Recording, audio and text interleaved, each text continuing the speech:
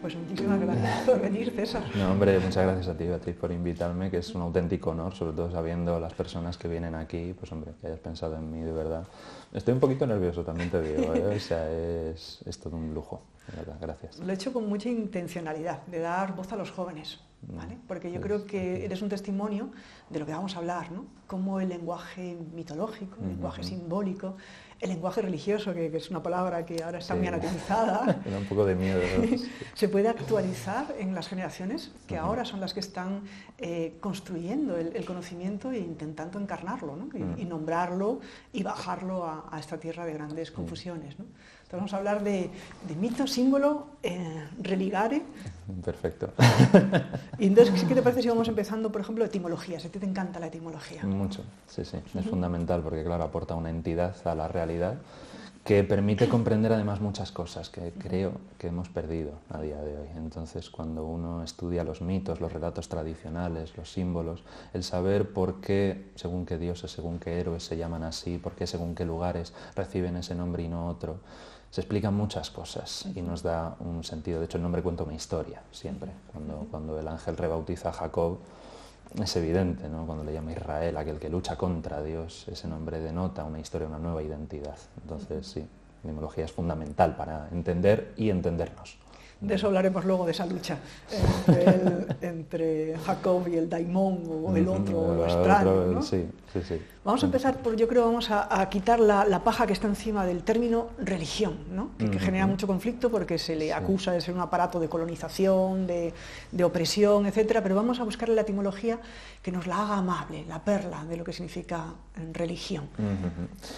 Pues religión, primero que está muy discutido, como bien dices, desde los principios de los tiempos, Cicerón por un lado, Lactancio por el otro, pero creo que a día de hoy lo que tenemos que trabajar con función del presente y del futuro es la idea del reconectar, del religarnos con algo. Además tiene una connotación incluso violenta, o sea, es una conexión profunda, brusca, que se puede dar de dos maneras. Se puede dar a través de un proceso consciente, una escala de evolución, o puede ocurrir, como les ocurre a los místicos, instantáneo y sin hacer nada, simplemente lo que se llama la gracia, ¿no? El don, recibirlo. Pero creo que religión abarca muchos significados, muchos de ellos muy profundos, y que no hay que limitarlo. O sea, no hay que permitir que determinados colectivos o determinadas interpretaciones se apropien de lo que implica la religión. El pensamiento religioso es inherente al ser humano. De hecho, el homo religius es constante a lo largo de toda la historia, e incluso antes del ser humano, porque ya los neandertales tenían cierto pensamiento religioso a la hora de enterrar a sus muertos, ¿no? Que es algo que a priori una función a la práctica tampoco parece tener, y sobre todo les enterraban con ajuar funerario. Por lo tanto, ya eso nos indica que tienen cierto pensamiento de vínculo con algo que no es ellos mismos. Puede ser algo trascendente o algo inmanente, puede ser algo que está fuera de ellos o también dentro. Eso no importa. La idea de que un pensamiento religioso o una religión, a mí, por ejemplo, en las clases me dicen: oye, me parece curioso que denomines el budismo religión. Sí, lo hago porque tal y como yo entiendo la religión, el budismo también, el budismo conecta enormemente. Entonces, todas las ramas espirituales del conocimiento, que al final es uno, son distintas maneras de acercarse a una sola verdad, ¿no? A la comprensión del universo y de nosotros mismos. Creo que la esencia profunda que encierra la palabra religión va mucho por aquí, por la idea de conectarnos a algo, porque al ser criaturas duales completamente, ya incluso a nivel anatómico, tenemos dos ojos, dos orejas, dos manos, dos brazos, pero también a un nivel profundo, o sea, la sensación de necesidad de algo más, no solamente perdernos en un hedonismo básico, sino que siempre se termina anhelando algo que no se sabe muy bien qué. Y mucho más en la época en la que estamos, en la que proliferan las escuelas de yoga, hay muchísimo interés por todas las tradiciones espirituales, también es verdad, enfocadas desde a lo mejor no los métodos tradicionales, pero al final todo eso es englobable dentro del concepto de religión. Entonces, creo que sí, creo que conocerlo y dar esa lectura, porque otras lecturas ya han pasado, ya hemos experimentado con otras interpretaciones de lo que es la religión, y creo que ahora toca renovarnos, pero siempre manteniendo la pureza del término, ¿no? Que es esa idea de conectar con nosotros mismos y con una realidad que nos trasciende a nosotros mismos, que puede ser el vecino de al lado, cuidado, no necesariamente Dios. Puede haber religión sin Dios, por supuesto que sí. Se trata de establecer ese vínculo, esa conexión, eso profundo que permite la plenitud del ser humano. Entonces, creo que los tiros deben ir por ahí. He entendido la religión de esa manera.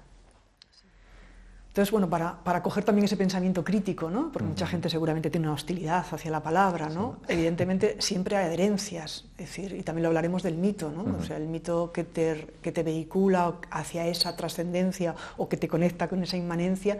Luego hay adherencias hermenéuticas y exégesis, interpretaciones del mito o de lo religioso que sirven efectivamente para dominar, los gobernantes lo utilizan, los sacerdotes lo utilizan, o sea, que eso también es cierto, pero no tirar el niño con el agua sucia, ¿no? Como siempre se dice en esa metáfora, ¿no? Ha pasado algo a lo largo de la mayor parte de la historia de la humanidad, excepto quizá míticamente en esa edad de oro, ha ocurrido algo que es que la religión solamente ha estado en manos del poder. Y entonces se ha convertido en un instrumento del poder, y por eso a día de hoy la gente solamente asocia la religión con el poder. Hasta hace no tantos años no se permitía leer la Biblia de forma individual si no era en presencia de un sacerdote o de un pastor o de lo que fuese. La gente era analfabeta, tampoco tenía acceso a esos conocimientos trascendentes.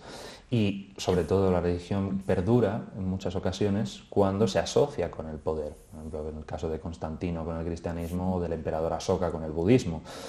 ¿Qué ocurre? Que cuando se funde con ese poder, muchas veces cae en la perversión y en el control. Entonces, puesto que hoy en día, por suerte, el índice de alfabetización es superiormente elevado con respecto a otras épocas de la historia, tenemos la facultad de desarrollar ese pensamiento crítico y de extraer de esos textos, de las tradiciones, de esos relatos, unas enseñanzas que son eternas y que son válidas y aplicables a todas las épocas y a todos los tiempos. Eso es lo que debería perdurar del mito. Por supuesto que habrá muchos que a la hora de interpretar un símbolo o un relato en concreto puedan no encontrar a lo mejor una aplicación práctica. No todo tiene que valer. Pero sí tenemos que hacer este análisis de qué mito merece la pena que perdure y qué enseñanzas podemos extraer de ello y qué mito no. O qué símbolo conecta con nosotros, nos llama, nos atrae, nos empuja, se produce esa conexión violenta y en muchas ocasiones inconsciente. Y qué otro no. Entonces sí creo que no debemos, efectivamente, como bien dices, tirar al niño del agua sucia. O sea, no, creo que sí es importante hacer una separación y un estudio, además desde muy pequeños. O sea, los cuentos tradicionales, los relatos tradicionales, nos lo han contado nuestros padres y nuestros abuelos desde que éramos niños. Caperucita Roja, la Bella Durmiente, no hace falta remontarse a Gilgamesh. Eso también es mitología. Entonces, saber extraer esas enseñanzas y, por supuesto, también sin paliativos, no suavizarlas. O sea, Caperucita no se puede tomar un té con pasteles con el lobo. O sea, el lobo tiene un rol, la Caperucita tiene otro. No hay que evitar eso porque la vida no evita eso.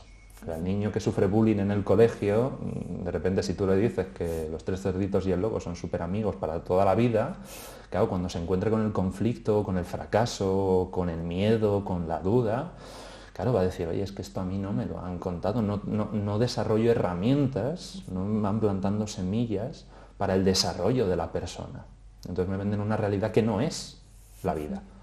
Entonces creo que también es importante el extraer la enseñanza profunda de todos estos relatos y de todos estos cuentos y aplicarla en la vida de hoy, que no somos de cristal.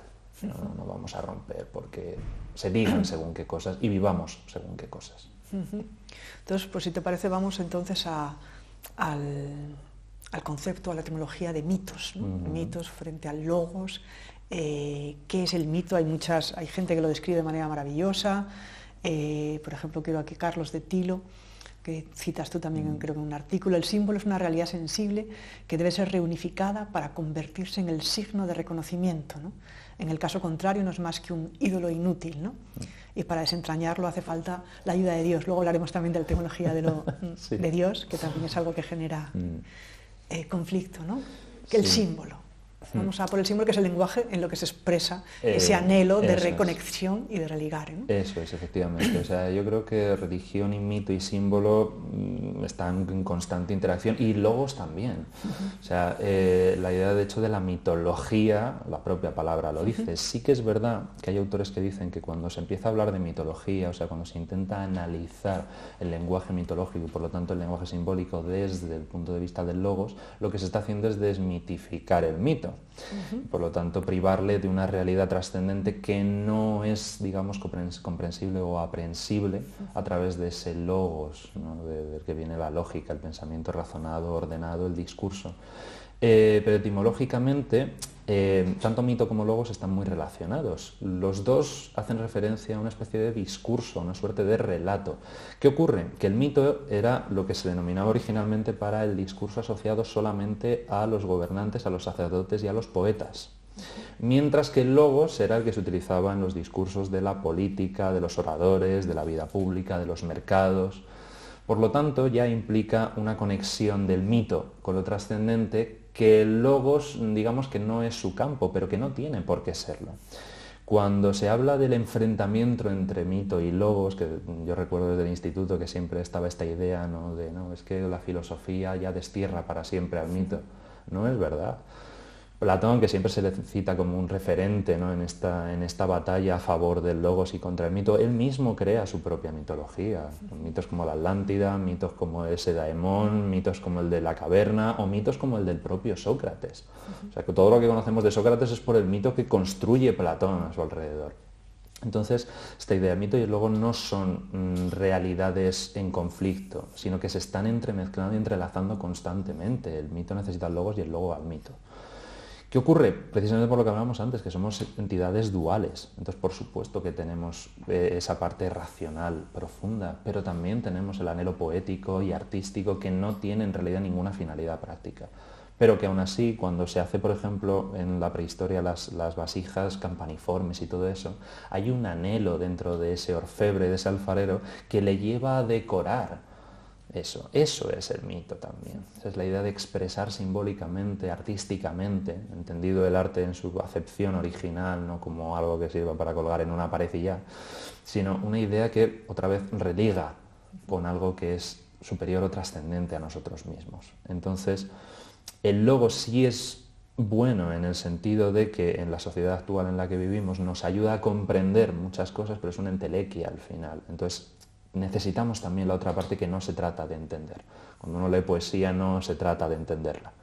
Eso es el mito. Y de hecho el mito es algo, yo considero que es inefable, realmente. De entre tantas las definiciones que hay, tantas definiciones que se han dicho, yo creo que todas tienen razón y a todas les falta algo.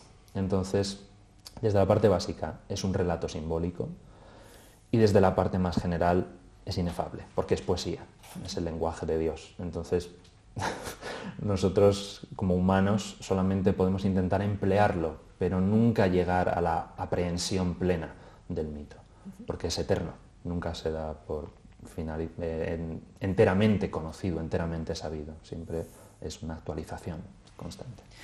Entonces, si son miles de posibles de interpretaciones que tiene el mito, es inagotable.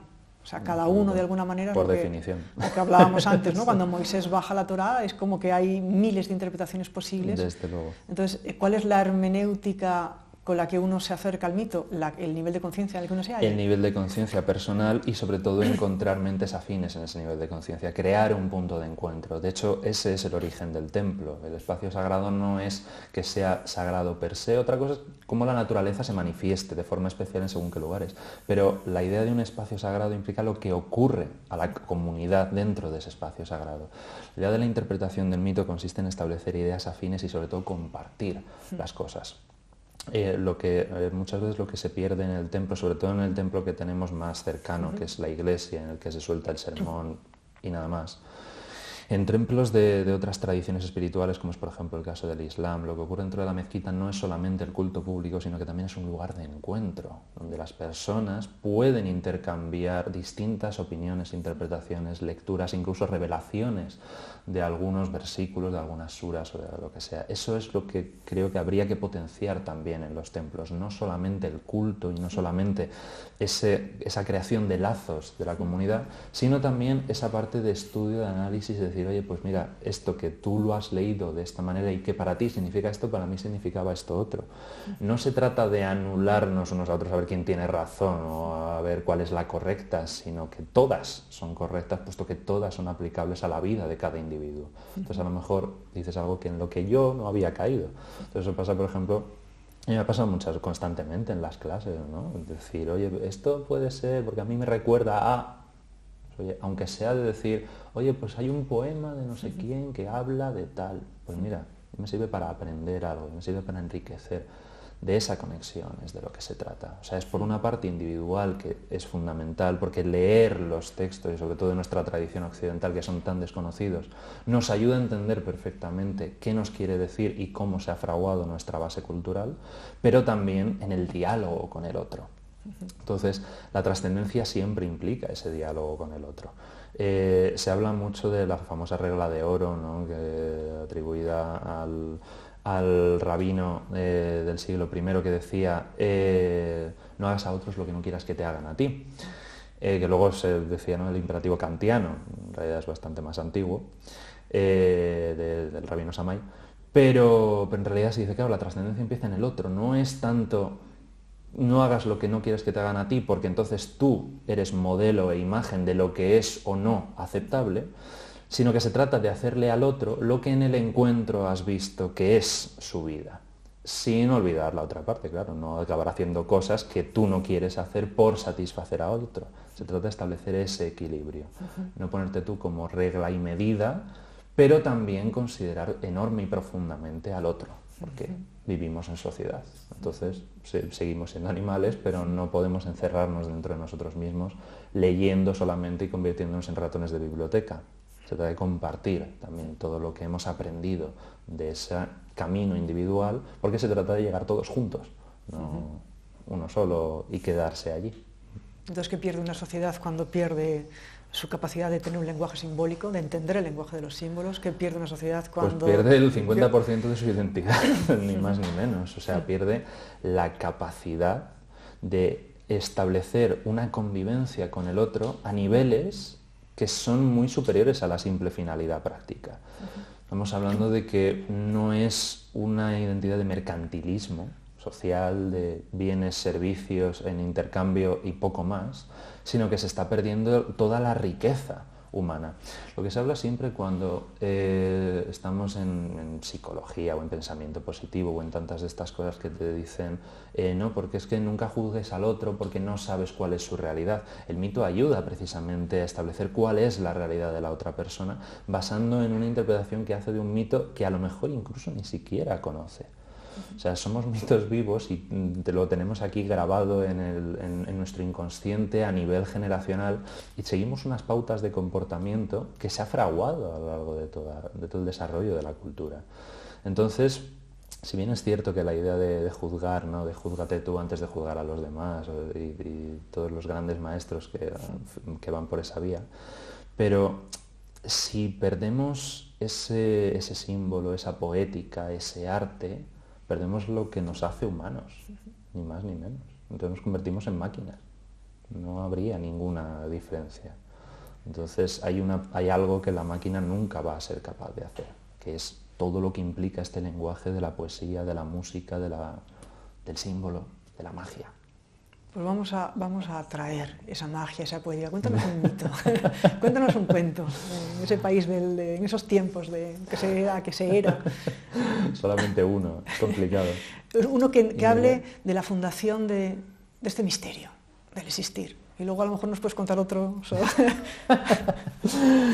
Pues sí, fíjate, además partiendo precisamente de esta idea de lo que nos hace humanos, ¿no? En el campo de la mitología comparada es maravilloso porque realmente es la forma de estudiar la mitología, ¿no? El ver cómo distintas culturas han enfocado el mismo problema, porque la humanidad es solamente una. Otra cosa es cómo luego esa realidad, ese problema en general que es la vida, cómo lo afrontan cada uno, que esas serán las mitologías individuales. Pero al compartir nos encontramos, por ejemplo, el caso del rey Gilgamesh, ahí en Ur, que efectivamente ya es rey, es decir, la parte, digamos, más logos, más material, ya la ha alcanzado, la ha cumplido.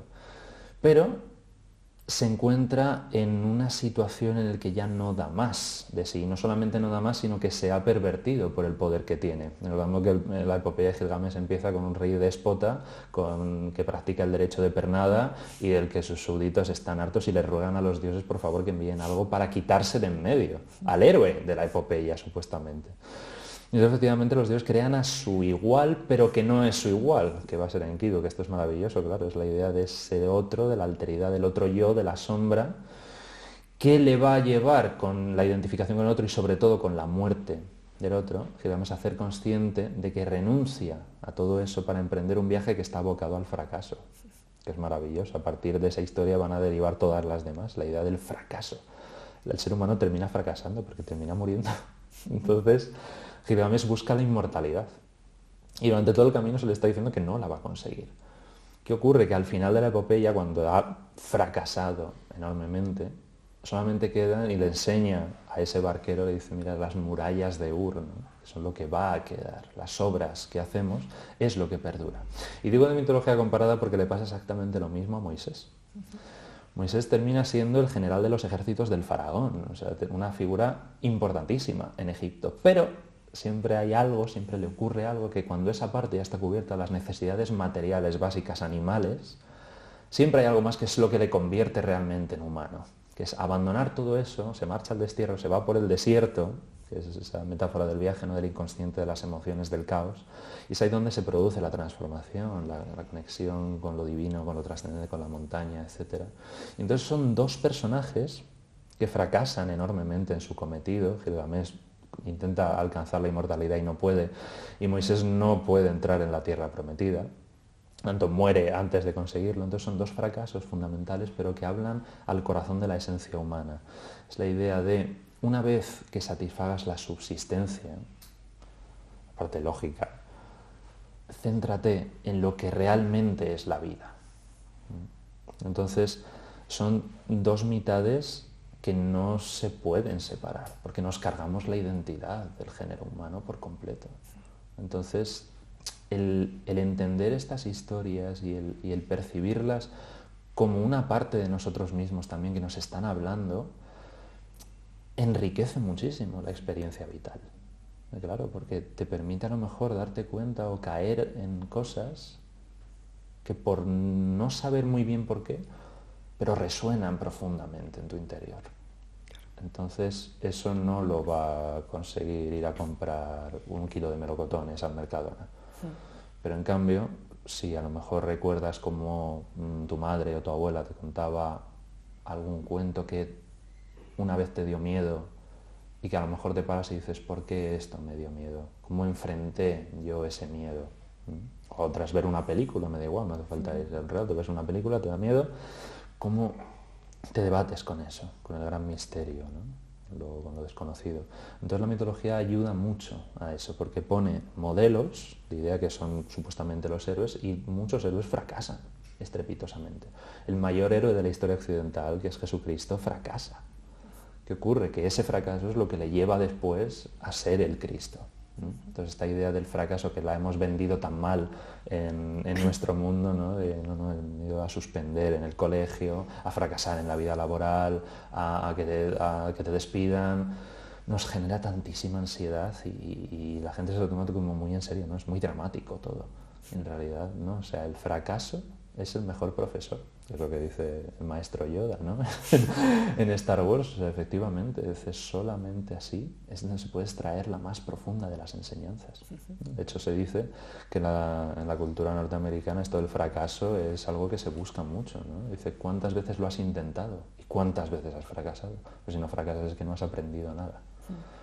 Entonces, es el simbolismo también de la semilla, ¿no? Absolutamente. Es decir, la semilla que se queda sumergida en lo oscuro, en la oscuridad. Vamos a hablar de símbolos también para ir cosiendo. Perfecto. El símbolo que tenemos aquí, el símbolo de la cueva, del oscuro. ¿Por qué la cueva y la montaña? Para ir dando pistas de por qué el lenguaje simbólico nos permite actualizar nuestro transitar por la vida con herramientas para comprender, ¿no? ¿Qué nos está pasando? ¿Qué significa el símbolo, por ejemplo, de la montaña y de la cueva? Bueno, el símbolo de la montaña y el símbolo de la cueva, el interior y el exterior, o lo profundo y lo de arriba. Es curioso porque cuando, sobre todo a lo largo del siglo XII y XIII, empiezan a aparecer las primeras vírgenes negras en Europa, todas aparecen en entornos como este, el entorno de la cavidad. El interior de la montaña siempre ha sido un símbolo de conexión con lo trascendente, es como el árbol, o sea, lo vincula la tierra con el cielo, en este caso. Y la cueva remite muchísimo al útero materno, por lo tanto remite al origen, y además a un origen femenino, valga la redundancia. El primer templo de la historia de la humanidad, que es la cueva, la primera deidad a la que se adora es una deidad femenina, son las grandes diosas madre. Por lo tanto, es algo todo vinculado con el sagrado femenino, con la idea maternal, con la emoción, con lo profundo. Esto muchas veces recibe cierto rechazo porque parece haber una asociación automática que si se habla de femenino se está hablando de mujer y si se habla de masculino se está hablando de hombre.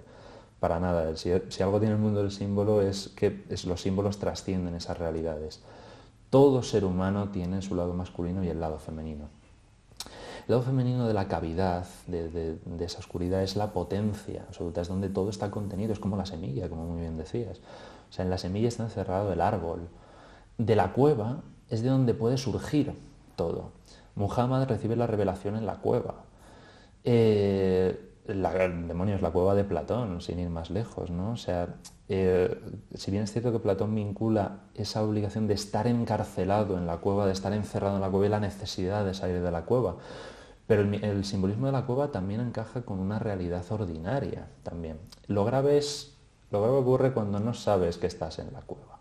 O sea, es la idea de la toma de conciencia que es fundamental para todo proceso de desarrollo. San Pablo cayéndose del caballo, ¿no? Y esa ceguera de 3 días, es la idea de, un momento, me di cuenta de algo, me paro en esta actividad frenética, como hablábamos al principio, ¿no? Y me pregunto por qué estoy haciendo lo que estoy haciendo y para qué, qué sentido tiene. Y cuando consigues hacer eso es lo que llama el despertar, ¿no? El salir a la luz de la cueva. Y entonces es consciente de que estás en la cueva y de que hay algo más fuera de la cueva. ¿Qué ocurre? Que lo que te ocurra fuera es algo que tienes que interiorizar y que tienes que aprender para regresar al interior. Siempre es la idea de ese regreso, ¿no? Como hablábamos al principio, y de la idea de que dentro de la cueva se encuentra toda la realidad y toda la vida, propiamente dicha. El bosque en el Jardín de las Delicias tiene un símbolo maravilloso que encaja muy bien con la cueva y que él lo cambia por el huevo. En realidad el simbolismo es el mismo. Y dice, no importa a cuál de los 3 niveles de conciencia o a cuál de los 3 estadios hayas llegado del jardín, porque siempre tienes que regresar al interior del huevo. Él pinta 3 huevos en cada uno de los 3 paneles y personajes entrando en esos huevos, regresando, ¿no? Se ve de Ulises de vuelta, el camino de Santiago, el esclavo de Platón que desciende. Entonces, en esa cueva es donde está contenido absolutamente todo. Entonces es la idea de la unidad absoluta, pero nosotros como seres duales tenemos que relacionarnos con cierta dualidad. Entonces llega un momento en el que no basta esa cueva, pero el destino final es esa cueva. Entonces sentir la necesidad imperiosa de salir de la cueva y ascender a la cima de la montaña. En el interior de esa cueva pueden ocurrir completos milagros. En el caso de Elías, que se va ahí a las cuevas del Monte Carmelo para buscar a Dios, y que se desata la tormenta y ve que Dios no estaba ahí, una enorme ráfaga de aire que amenaza con echar el monte abajo, Dios tampoco está ahí, de repente una suave brisa que hace que se descubra a Elías la cabeza y diga, he encontrado a Dios. ahí puede ocurrir el milagro, ahí puede ocurrir esa conexión con lo profundamente trascendente. Y puede ocurrir también como Moisés, no entrar en esa cueva, sino que ya has estado en esa cueva, en el caso de Moisés la canasta, que le llevó por el Nilo, y tienes que ascender a la montaña. Hay una película de Disney que a mí me gusta mucho, que es una de las peor valoradas y de las más desconocidas, que se llama Hermano Oso, en la cual trata de una sociedad prehistórica en la América del Norte, en el cual hay una chamana en la tribu que va a entregar su tótem, su animal totémico, a un joven que ha alcanzado su mayoría de edad. Y entonces el protagonista, Kenai, está muy entusiasmado porque piensa que le va a entregar pues a lo mejor el puma, a lo mejor un halcón, a lo mejor un animal, ¿no?, que le asocia con el poder, con la fuerza, con el vigor. Y le entrega el oso, que es el tótem del amor. Claro, se burlan de él, Kenai rechaza ese tótem. ¿Y qué ocurre? Que los espíritus, dentro de esta cosmovisión chamánica maravillosa, le transforman en un oso, solamente por esa renuncia a sí mismo. Entonces, es la búsqueda de Kenai por sí mismo, y para encontrar esa búsqueda, o sea, para encontrar su destino final en esa búsqueda, tiene que llegar a la cima de la montaña, dicen literalmente, donde las luces tocan la tierra, donde las auroras boreales se manifiestan. Y entonces todo el camino que hace Kenai para que los espíritus le devuelvan su forma humana es para aprender a aceptarse a sí mismo. Moisés, cuando sube a la montaña, tiene que aceptarse a sí mismo. ¿Por qué? Porque considera, claro, abandona Egipto porque ha matado a un egipcio. Entonces se condena a él mismo al exilio, solamente porque considera que ha cometido un pecado gravísimo ante los ojos de todo el mundo. Entonces, cuando llega primero a la tribu de Jetro, y cuando se casa y todo ello, ahí está empezando a conocerse de nuevo a sí mismo, para finalmente culminar en la cima de la montaña.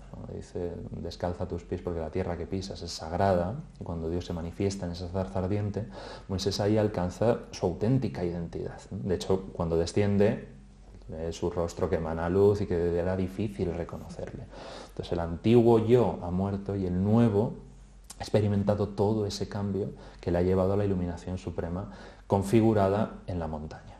Las montañas sagradas de todas las tradiciones, la cima es el lugar donde reside la divinidad, porque es símbolo que conecta el cielo y la tierra, lo material con lo espiritual, es la espiritualización de la materia y la materialización del espíritu. Entonces, es un símbolo potentísimo, ambas cosas, tanto la cueva como la montaña, y son en realidad dos partes de la misma realidad, lo masculino y lo femenino, que se manifiestan en un solo elemento natural. Entonces, en ese lenguaje simbólico, ¿cómo se aprende, ¿no? Más allá de los talleres, que podemos ir a talleres tan buenos que tienes de mitología comparada, ¿cómo despertamos el ojo del corazón para poder leer los símbolos, por ejemplo, de la naturaleza, ¿no?, que está llena de símbolos y de signos? ¿Cómo vamos desvelando, cómo vamos purificando? Eso quizás lo cuenta bien el mito del viaje del héroe. ¿Le pasa eso al héroe cuando decide echar a andar?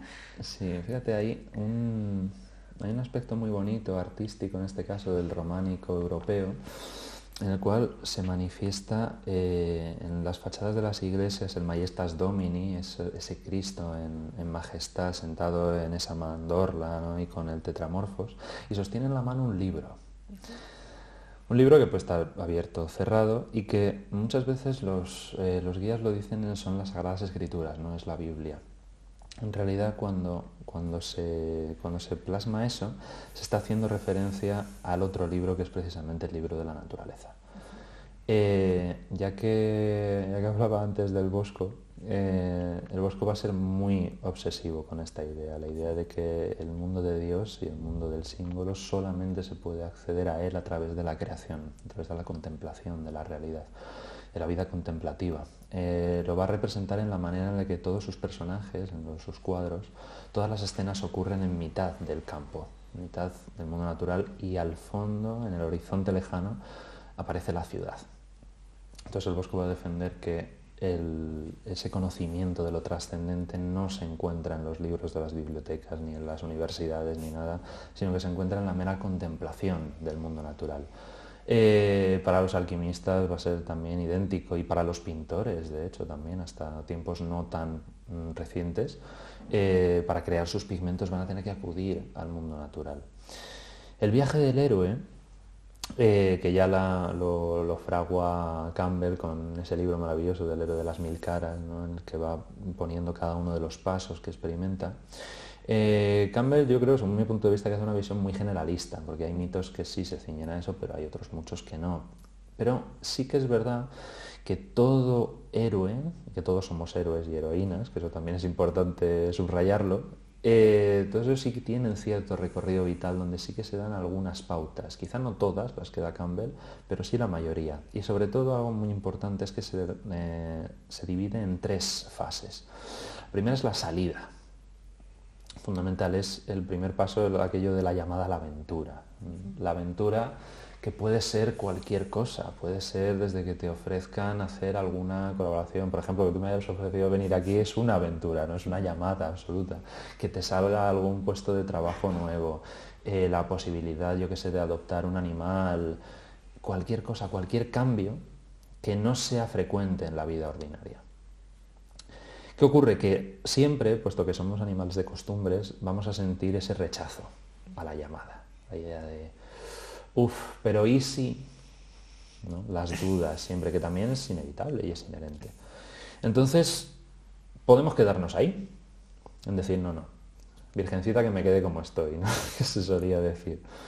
O podemos lanzarnos a la piscina y arriesgarnos, y entonces es ahí cuando empieza el viaje del héroe. Nunca es demasiado tarde para emprender el viaje del héroe, porque el viaje del héroe puede durar toda una vida, puede durar varias, si creemos en la reencarnación, puede durar una semana o puede durar 10 minutos. Hay constantes llamadas a la aventura, constantes llamadas a la acción. Si emprendemos ese camino, tenemos que abandonar todo lo que hemos aceptado como premisas válidas hasta ese momento. Porque indudablemente si al terminar esa aventura estás exactamente igual que como empezaste, no era una aventura, eso está claro. Entonces tiene que ocurrir una desintegración del yo, de todos esos valores y formas que han sido válidos hasta ese momento, y entonces eso es lo que abarca la salida, todo el proceso de, si queremos llamarlo, purificación, el momento en el que abandonamos esa identidad y estamos abiertos a lo que ocurra. Entonces esa es la segunda parte, que es la iniciación. La iniciación que se produce, Campbell habla de ese encuentro con la diosa, de ese encuentro con el sagrado femenino, con ese principio que puede estar reflejado en la figura del amante, de la madre, de la hermana, de la compañera, de tantas maneras, y que hace referencia a esa parte de la existencia humana que tiene más que ver con la inspiración, con lo sutil, con lo no manifiesto, con eso que es tan difícil de explicar, ¿no? Y que solamente se puede explicar con símbolos. Por eso es lo que son. Sí.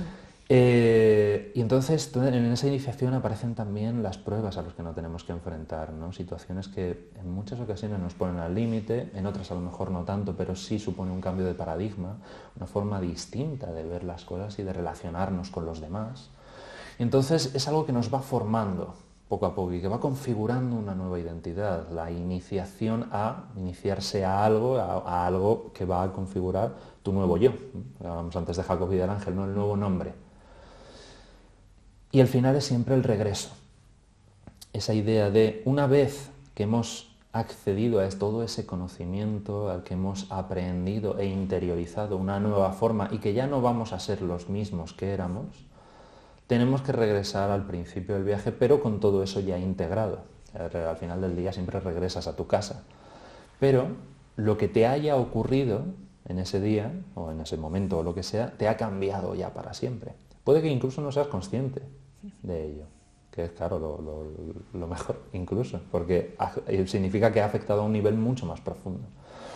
Entonces, sucede que cuanto más inconsciente todo, mejor, porque las cosas actúan porque tienen que actuar, porque no todo depende de uno. O sea, no, por supuesto se puede hacer la parte consciente de leer mucho, de viajar mucho, de escuchar mucho a otras personas, pero hay veces que a lo mejor nos surge la ocasión de ir a ver, pues, por ejemplo, una exposición de fotografía o de pintura o de algo que nos guste, y descubrir algo que, oye, a lo mejor, sin ser conscientes de ello, nos ha tocado en una fibra interna muy profunda, que a lo mejor se manifiesta dentro de X tiempo, y que eso lleva a una consecución de...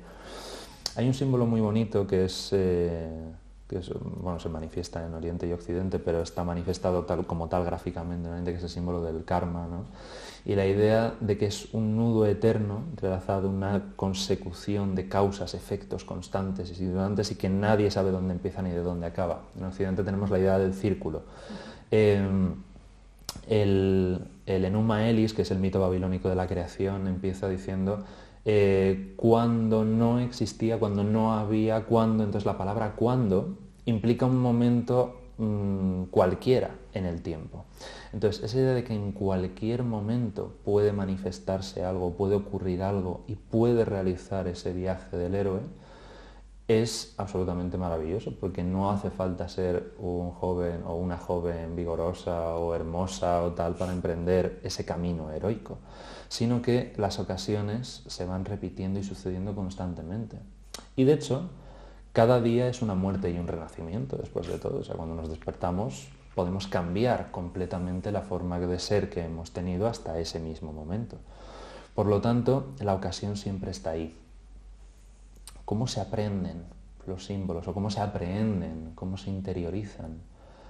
Yo creo que es algo inherente a la persona. O sea, por supuesto que se puede alcanzar cierto conocimiento hasta el punto de que a lo mejor lo que antes para una persona era un árbol, simplemente, pues leyendo y estudiando y escuchando, pues cuando veas el árbol puedes acceder a muchos más significados de ese árbol.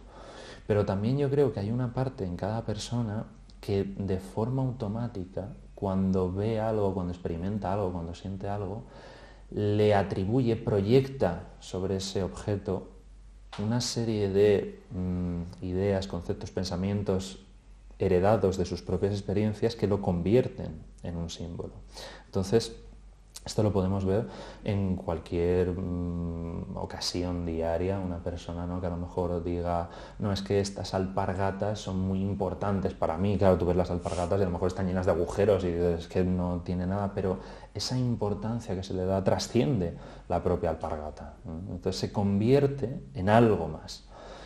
Ahí radica en realidad el significado profundo del símbolo. O sea, esa alpargata le permite a esa persona, como hablábamos antes, conectar con una parte de su pasado, con una parte de su experiencia que no quiere soltar porque configura una parte de su identidad. Entonces lo estamos viendo hoy en día mucho con los nacionalismos, por ejemplo, ¿no? Toda la llamada guerra de los balcones o guerra de las banderas. Las banderas per se son trozos de tela. ¿Qué ocurre? Que la gente proyecta sobre ello toda una serie de ideales, de pensamientos, de conocimientos que trascienden el propio objeto.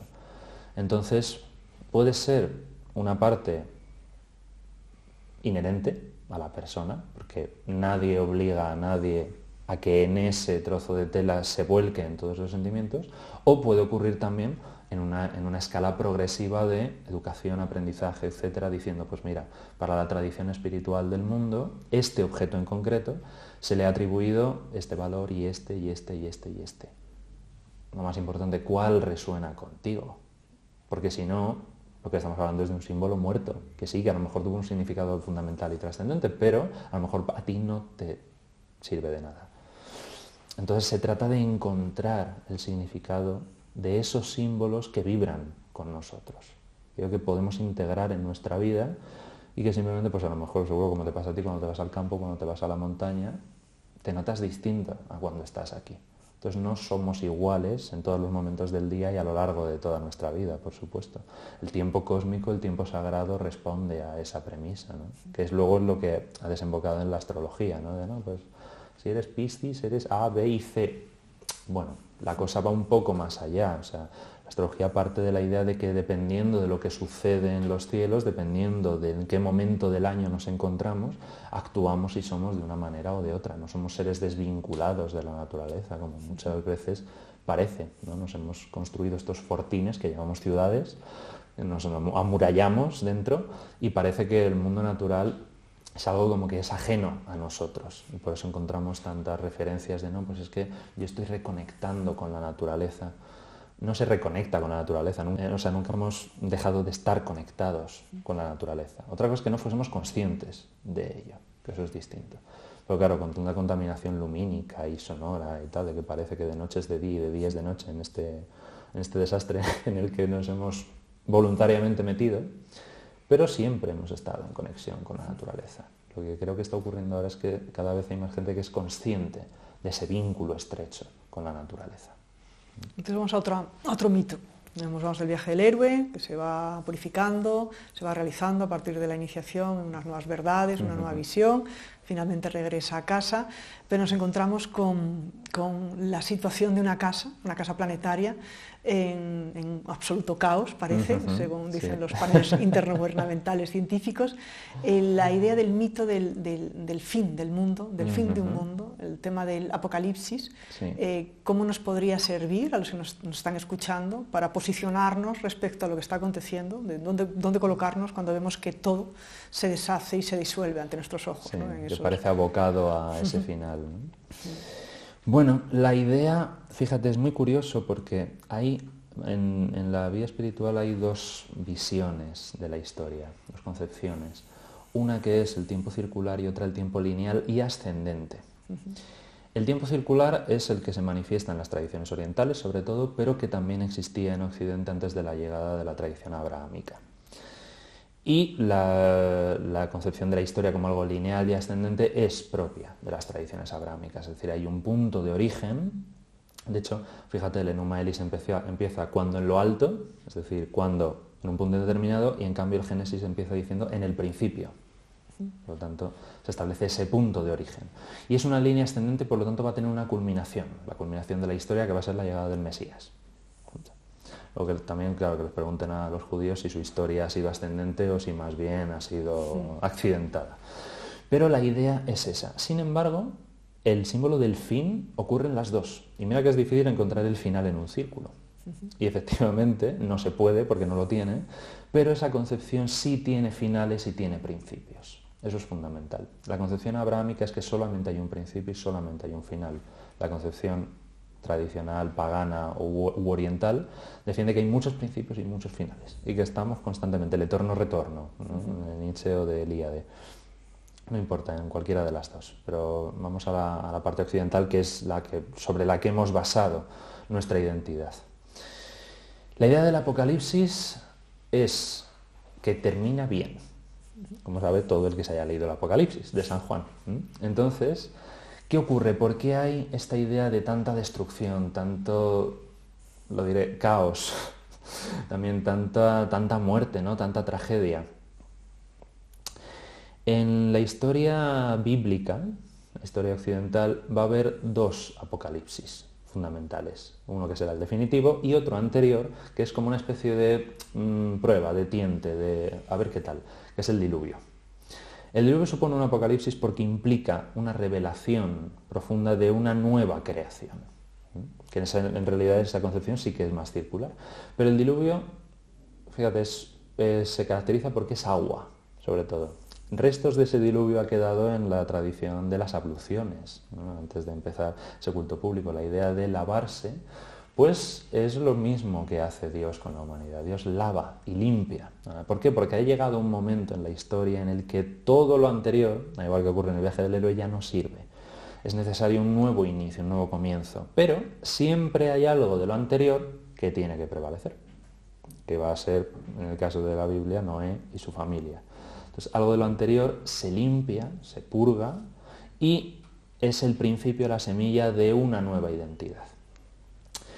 En el caso del Apocalipsis definitivo, entendido como tal, y siempre remitiendo a la simbología original de retirar el velo, de desvelar, va a implicar que la humanidad va a llegar a un punto culmen en el cual todo lo que implicaba esa maldad, esa sombra, eso caótico, va a desaparecer.